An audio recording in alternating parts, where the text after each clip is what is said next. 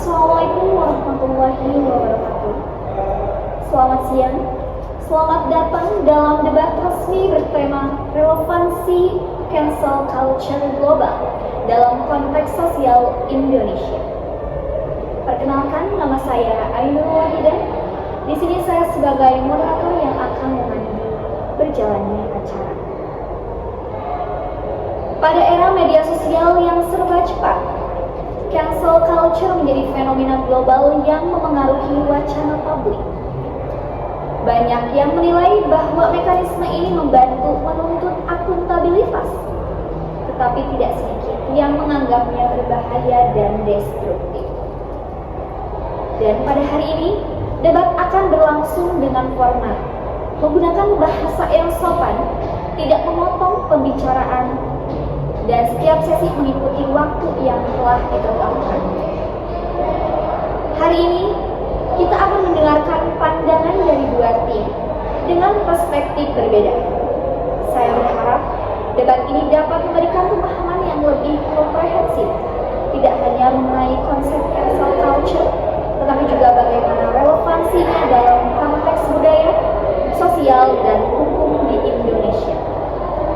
Dengan demikian, mari kita mulai.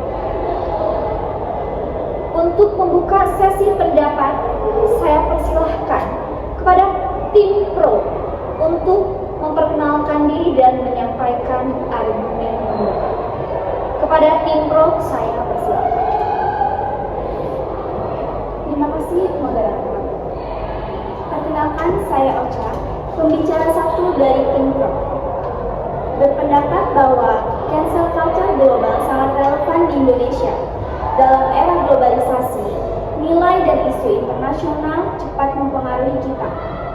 Cancel culture merupakan mekanisme masyarakat untuk menuntut pertanggungjawaban atas tindakan atau perkataan yang salah. Baik, perkenalkan saya Aaron, saya dari tim pro.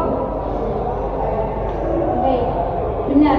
Misalnya ketika selebriti luar negeri mengucapkan pernyataan rasis terhadap Asia, masyarakat Indonesia turut bereaksi dan meng-cancel. Itu menunjukkan bahwa nilai keadilan yang berkembang secara global juga dirasakan di Indonesia. Tanpa cancel culture, pihak yang berkuasa bisa saja bertindak tanpa berkonsekuensi. Selain itu, di Indonesia juga banyak kasus pelecehan atau ujaran kebencian yang baru terungkap karena adanya tekanan publik melalui cancel culture. Ini menunjukkan bahwa fenomena global ini juga memperkuat keadilan sosial di Indonesia. Intinya, cancel culture global ini memberikan inspirasi sekaligus alat bagi masyarakat Indonesia untuk menuntut keadilan. Terima kasih. Baik, terima kasih kepada tim pro yang sudah memaparkan argumen. Saya lanjut untuk mempersilahkan kepada tim kontra untuk memberikan argumen dan memperkenalkan diri. Kepada tim kontra, saya persilakan. Terima kasih kepada moderator dan teman pro yang sudah memberikan pendapatnya. Perkenalkan, saya Brilian dari tim kontra akan menyampaikan pendapat dari kami. Kami, tim kontra berpendapat bahwa cancel culture global di Indonesia itu tidak relevan untuk Indonesia. Karena konteks sosial kita berbeda. Di luar negeri, menyampaikan pendapat, kebebasan berpendapat, kebebasan berbicara itu menjadi prioritas. Sedangkan kita di Indonesia mengenal nilai yang mana nilai tersebut seperti gotong royong dan musyawarah mufakat. Perkenalkan, saya Al-Bukhari dari tim kontra. Menyatakan cancel culture global cenderung terlalu ekstrim, menghakimi dan mengucilkan tanpa memberi ruang untuk klarifikasi. Sedangkan di Indonesia kita lebih suka bicara damai. Maafkan, kalau kita pakai cara global yang kekerasan verbal, itu bisa memicu konflik makin parah. Nah, sebagai contoh, ketika seorang salah berbicara di media sosial, di luar negeri mereka sudah bisa hilang pekerjaannya karena di cancel. Di Indonesia, pendekatan dialog seringkali lebih efektif untuk menumbuhkan pemahaman bersama. Jadi, Intinya, cancel culture global terlalu keras dan tidak selaras dengan nilai harmoni masyarakat Indonesia. Itu yang kita maksud tidak relevan. Baik, terima kasih kepada tim yang sudah memaparkan argumennya. Karena kedua kelompok telah memberikan pandangan awal, kita lanjut ke babak argumen utama. Silakan kepada tim pro untuk memulai. Cancel culture global meningkatkan kesadaran terhadap isu-isu seperti gender, ras, dan agama. Banyak masyarakat Indonesia mulai memahami isu pelecehan gender setelah melihat kasus di luar negeri. Kami nggak setuju, karena seringkali hanya menjadi tren yang cepat berlalu. Orang-orang cuma ikut-ikutan cancel tanpa paham masalahnya. Di Indonesia itu bisa bikin orang salah paham dan bisa nyebar kebencian, bukan keadilan. Ngomongin tren ya, bukan cuma tren loh. Banyak kasus cancel di luar yang bikin perubahan kebijakan. Misalnya, perusahaan yang mempekerjakan figur rasis akhirnya memperbaiki kebijakannya. Hal serupa bisa diterapkan untuk perbaikan sistem di Indonesia. Tapi cancel culture di Indonesia itu berbeda karena digunakan tanpa aturan. Biasanya akan muncul hukum liar. Seseorang bisa di-cancel bukan karena kesalahan, tapi hanya karena opini yang digiring oleh seseorang lainnya. Justru ya, ketika hukum berjalan lambat, cancel culture dapat menjadi tekanan publik agar pelaku cepat bertanggung jawab. Di Indonesia pun hal ini efektif.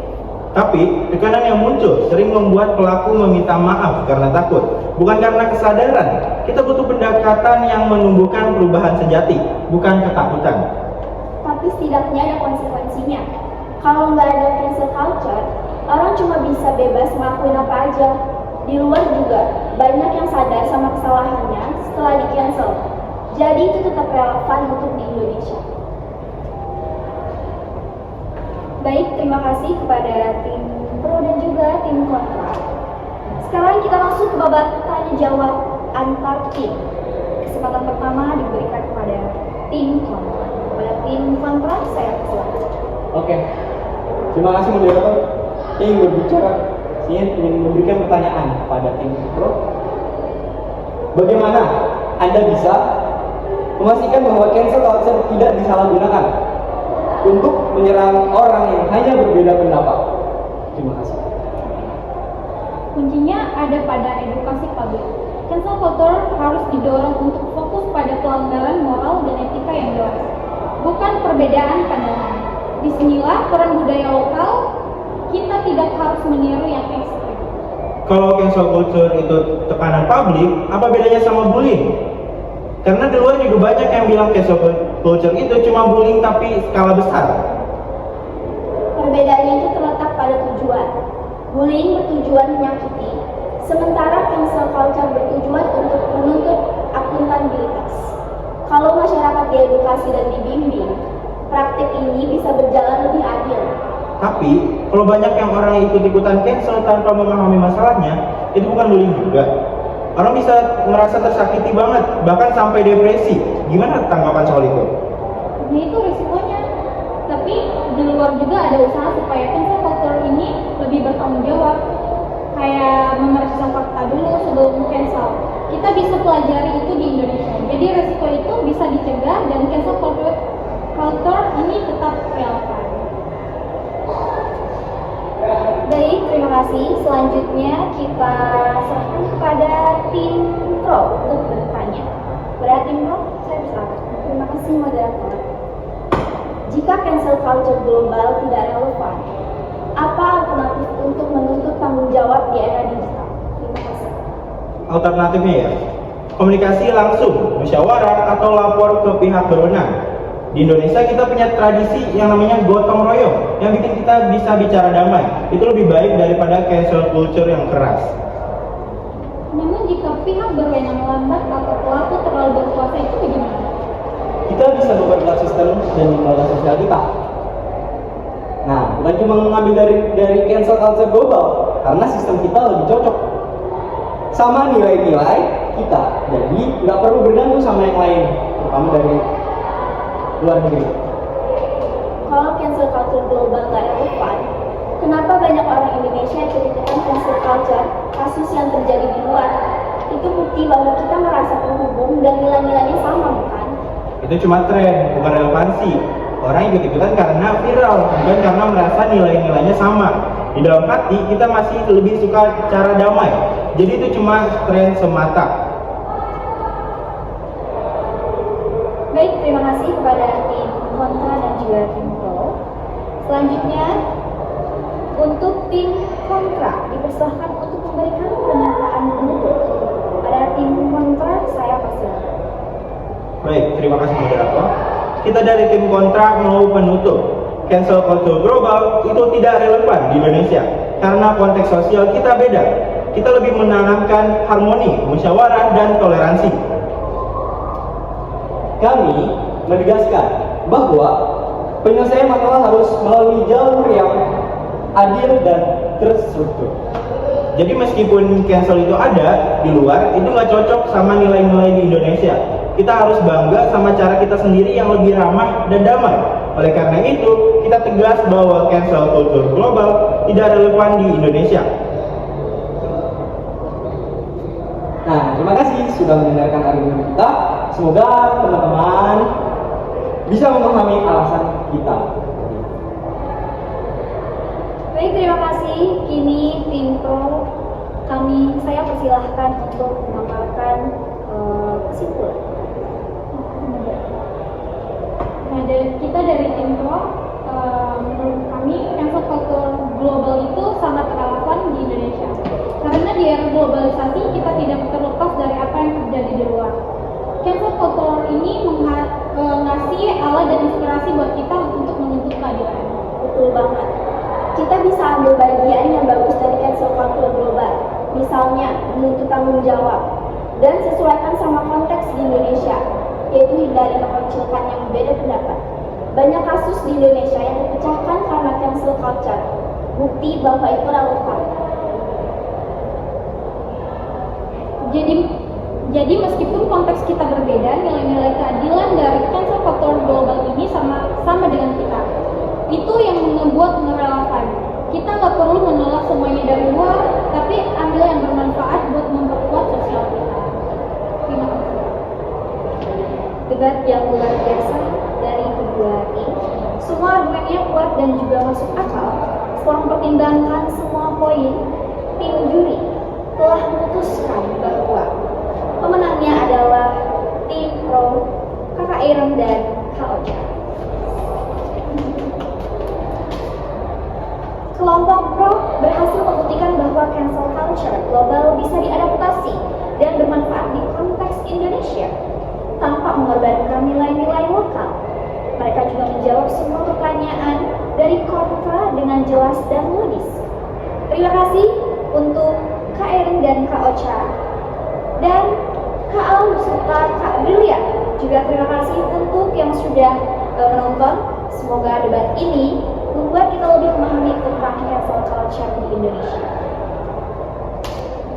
Baik, sebelum kita menutup acara debat hari ini, untuk tim pro dan juga tim kontra, berikan kesimpulan singkat tentang apa yang kalian dapat dari debat ini. Pada tim pro, saya persilakan. Terima kasih moderator. Saya berpendapat bahwa cancel culture bukan cuma tren, tapi bisa jadi alat yang berguna kalau dipakai dengan benar. Saya setuju banget. Ini penting banget untuk kita bisa membedakan antara keadilan dan juga kekerasan. Baik, terima kasih. Untuk tim kontra, saya persilakan untuk memberikan kesimpulan singkat. Baik. Saya berpendapat bahwa konteks lokal itu penting, tapi saya juga mengerti bahwa kita bisa belajar juga dari yang di luar.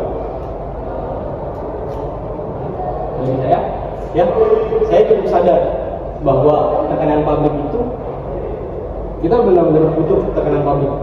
Tapi ya saya hanya menyarankan saja, kita hanya harus tetap berhati-hati saja.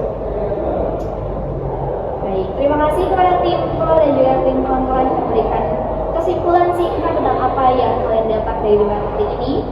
Pada kesimpulan yang saya dapatkan, cancel culture global bisa relevan di Indonesia jika kita sesuaikan dengan nilai-nilai kita yang ramah dan berkeadilan. Semoga ini membuat kita lebih cerdas dalam menggunakan media sosial. Saya sebagai moderator Ainul Wahidah, izin untuk pamit undur diri. Terima kasih banyak. Wassalamualaikum warahmatullahi